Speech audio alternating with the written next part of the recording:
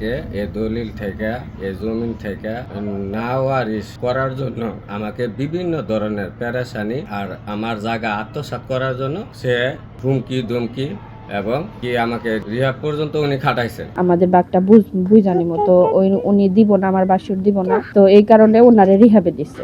আমরা দুই ভাই, কাজী মাহমুদুল হাসান আমার বড় ভাই। আমার পিতা মারা যাওয়ার আগে আমাদেরকে নাবালক দলিল কইরা দেওয়া যায়, আর এই দলিল আমার বড় ভাইয়ের কাছে রেখে যায়।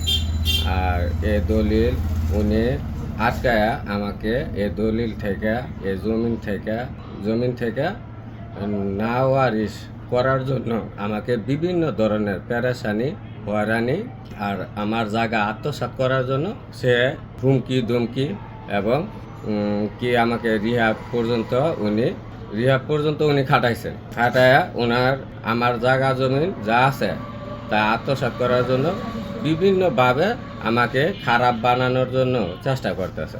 আর বোন মা যারা আছে তাদেরকে আবল তাবল বুঝায় আমাকে কি করতেছে, হয়রানি পেরেশানি করতেছে। আমার জমিন আমার হক যেটা আমি বাপের ওয়ারিশ পাবো, এই ওয়ারিশ আমাকে দিয়ে দেখ।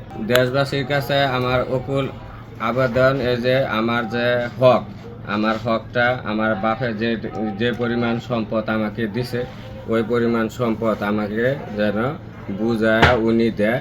আর আমি আর দুই ছেলে আছে, আমার পরিবার আছে, আমি যাতে সুস্থভাবে শান্তিতে চলতে পারি।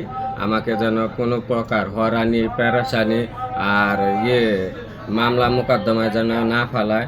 আর উনি যেন আমার সাথে কোনো রকম শত্রুতা আর হুমকি ধুমকি আর মাইরা লাওয়ার মতন প্ল্যান প্রোগ্রাম উনি করে। আপনাদের কাছে আমার উপর আবেদন এই যে আমি যেন সুষ্ঠুভাবে আমার সম্পদ পাই এবং আপনাদের সাথে চলতে ফিরতে পারি, সমাজের মানুষের সাথে সবার সাথে চলতে ফিরতে পারি। আমার জানের নিরাপত্তা আমি দাবি করতেছি দেশবাসীর কাছে। আমার স্বামী ওনার সম্পদ চাইছিল যে আমরা আমাদের বাঘটা বুঝানি মতো উনি দিব না, আমার বাসুর দিব না, তো এই কারণে ওনারে রিহাবে দিচ্ছে। রিহাবে দেওয়ার পরে আপনার এখন আবার উনি ওনারটা চাইতেছে, এখন আবার ওই রকম সেম পরিস্থিতি কাজ করতেছে। আমার এই দুই সন্তানের মানে তাদের যে পৈতৃক সম্পত্তি, আমার স্বামীর যে পৈতৃক সম্পত্তি ওনাকে বুঝিয়ে দেওয়া হোক।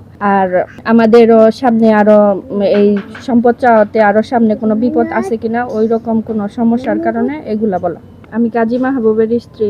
3 মাস আগে মেবি রিহাবে দেওয়া হয়েছিল। উনি আমার নিয়ে বাড়ি থেকে বের হতে চাইছিল, কিন্তু আমিও যাইতে চাইছিলাম, তবে লাস্ট পর্যন্ত যে কোনো কারণে তা যাওয়া হয় নাই। তো তারপর আমার বাসুর ওনারে রিহাবে দিয়ে দিছে, কিন্তু আমি আসলেও জানতাম নাই।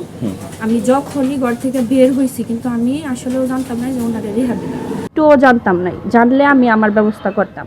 তারপরে ওনারে ওইখান থেকে একটা হিসরা কইরা ওনারে ভিতরে দেওয়া হয়েছে।